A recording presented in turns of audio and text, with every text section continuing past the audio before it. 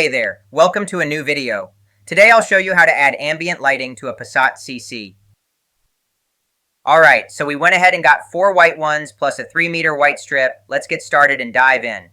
First thing we're going to do is unpack everything, lay it all out on the table, and take a good look at what we've got to work with here. So that's going to be our very first step in this whole process of getting everything taken apart and ready for the next stage of the work. We do this by starting from the bottom here or from the top here, whichever works better for you.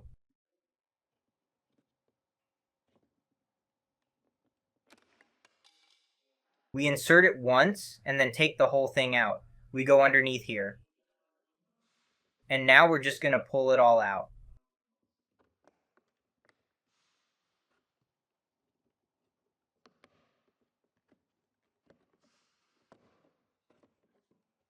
And there's actually another hidden torque screw that's located right here as well. Let's pop this whole part out of here real quick.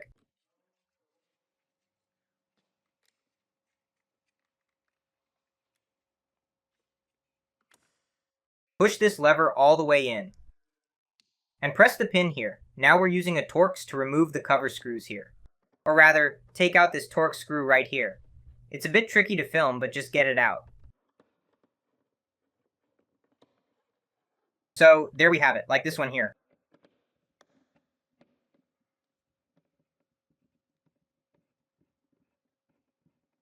Unscrew the whole thing. After that, we need to remove these 2 Torx screws here.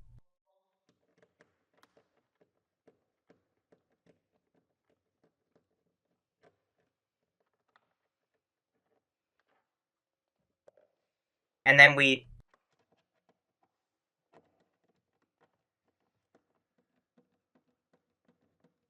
just press this one.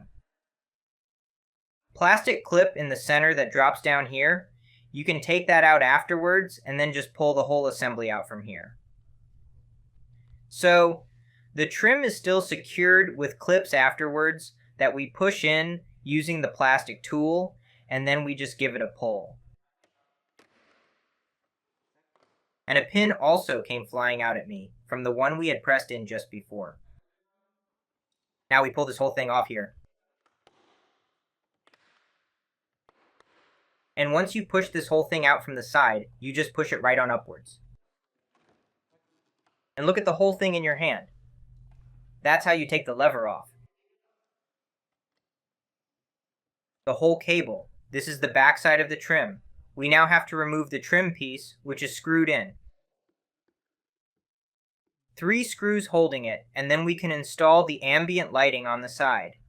Okay, unscrewing the 3 screws here now. So those 3 of them. You can of course take it completely off, but it's not really difficult anymore when the trim is loose and you have to attach the ambient lighting. Okay, so we've got the whole thing off now. Then let's take a look here. Then you already have here a large gap here, like this, straight through. Perfect, the hole for it. Then we turn the whole thing around.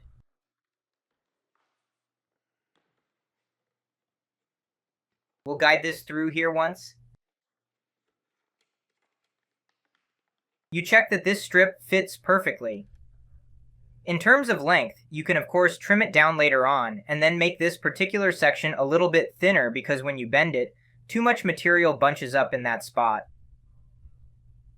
That doesn't look good at all.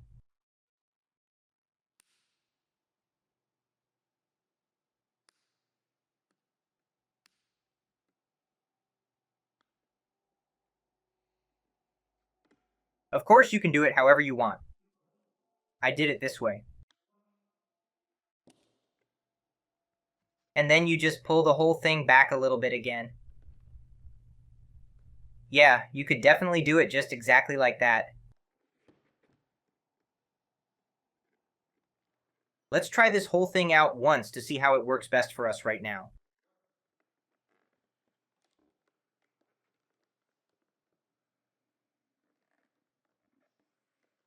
So, is the trim actually already in place 100%?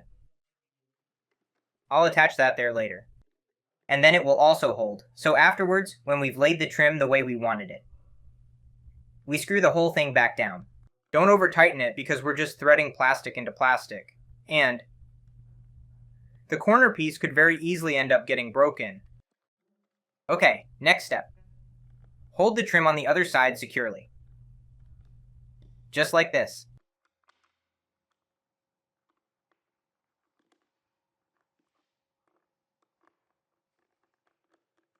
Just make a slight correction and then back over here. You can go ahead and just trim that piece right there.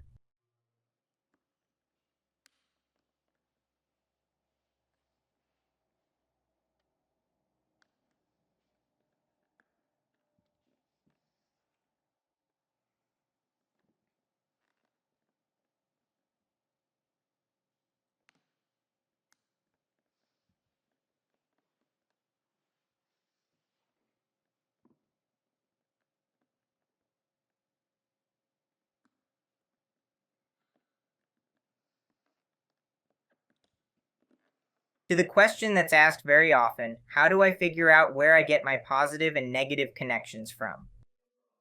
But there's still one issue that we've mostly had up until now, and this is a problem that has consistently come up repeatedly throughout our entire experience working with. Actually, we've had it with every single one. So there's a little trick, or rather something you need to be aware of, when you're trying to figure out with the multimeter where you need to connect the red wire. So if we take a measurement here now, we get 12 volts while the connector is still not on. And if we now go ahead and disconnect the power window unit and then actually plug the switch back into the circuit, let's carefully observe and see what happens when we proceed to establish the connection and begin testing the functionality step by step. This will clearly show us whether the voltage begins to fluctuate as we would anticipate when the switch is properly integrated, allowing us to definitively verify that the control mechanism is now active and responding, and if the system behaves correctly under these new conditions, which will confirm our setup is working.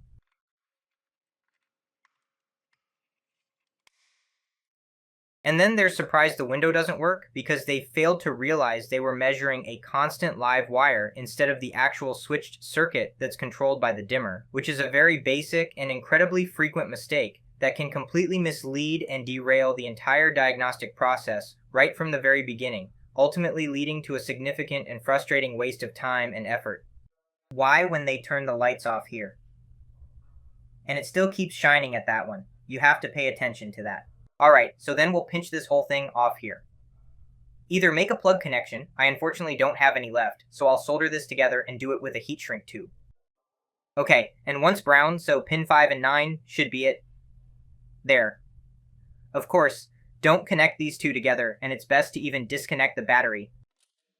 Okay, so let's unplug this whole thing here.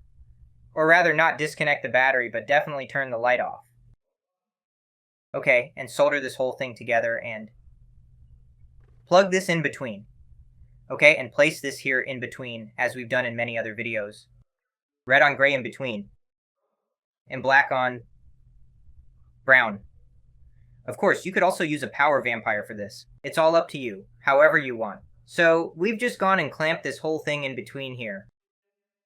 So, and we can now give this whole thing a try to see if it lights up, and we can then take it all apart again afterwards.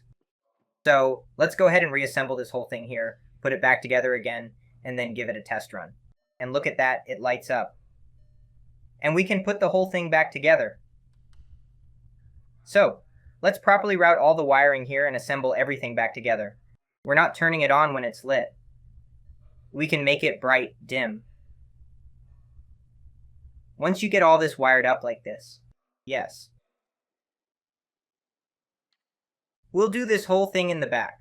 So, just like in the front, we have to take off this cap and remove the power window switch. There are 2 more torque screws here again. Just like in the front, push it in here.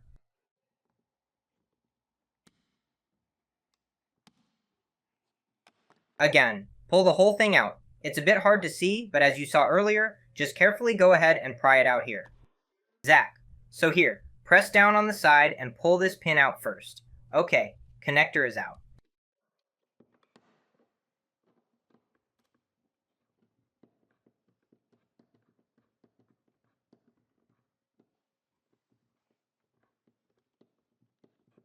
And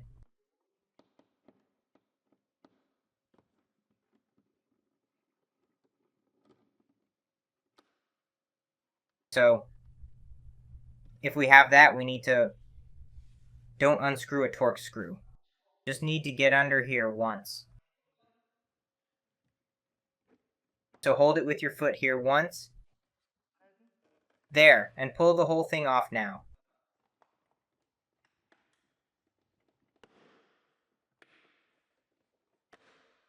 Yes, then do the whole thing right here. Zip all the... Unplug all the cables here again.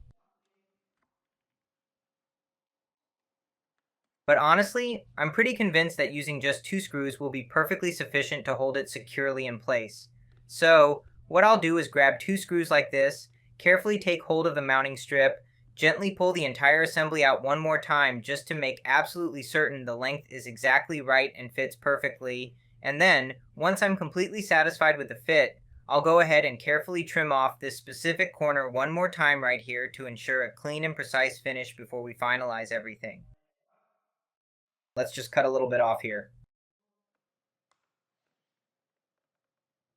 Let's reposition the strip.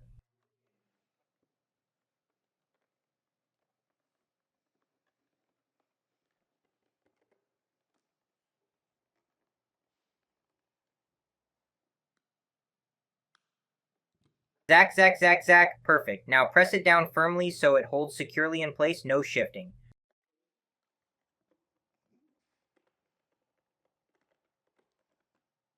There, and like that. Exactly like we did with the front door earlier, we are now clamping our wires here onto the gray and the brown terminals. That means the black wire goes onto brown and the red wire goes onto gray. So when we've clamped these cables in between, we'll turn on the light real quick now.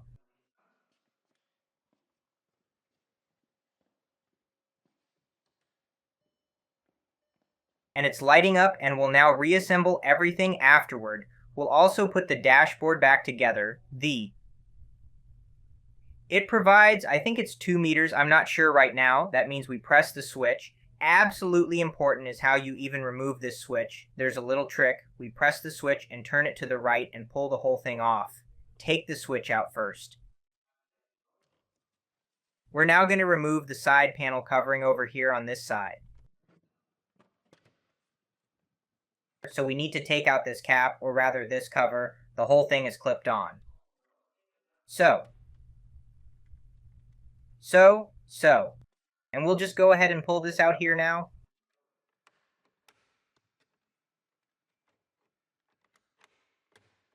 That's good enough for now. We can then go ahead and just pull this whole thing up along the top.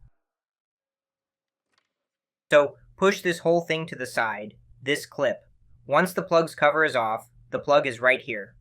We need pin 10 and pin 6. These are the 2 outermost ones here, gray and brown. Just like at the front and rear doors, just like passenger side and rear right, we always need gray and brown. Brown is negative, gray is positive. So that means we connect the red wire to gray and the black wire to brown. We'll route the entire setup down through here, and then run the wiring harness up through this spot, going across the top all the way over to the passenger side. We've got the cables here clamped in between. There they are. They'll then go inside. And come out here again. So we'll fit the whole thing in there. Take the connector. Put the connector back on here. Snap. Take the light switch. Put the light switch back on. Ta-da. And there you have it. The strip is lit. You can kind of see all of this. We're going to pull this out over here.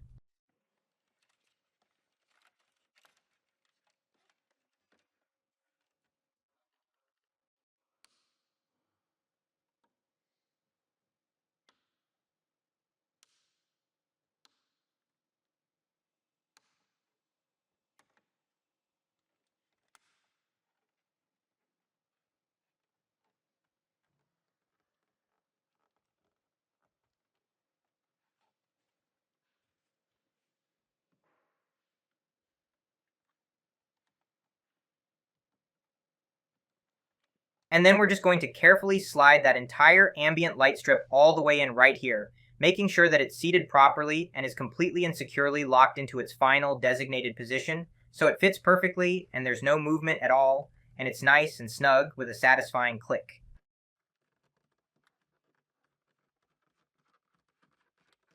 So we just cut this off right where we need it. I think here, look how perfectly clean and smooth that cut comes out. Just cut it off super easy, just awesome and simple, just slice it right off like that, Zach. Just like that, it's that simple and quick and straightforward.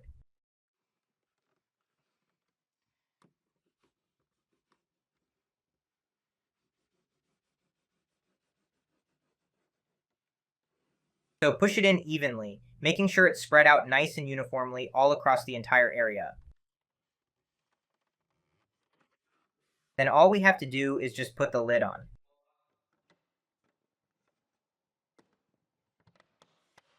So, that's it. Enjoyed the video? Like, subscribe, see you next time. Ciao.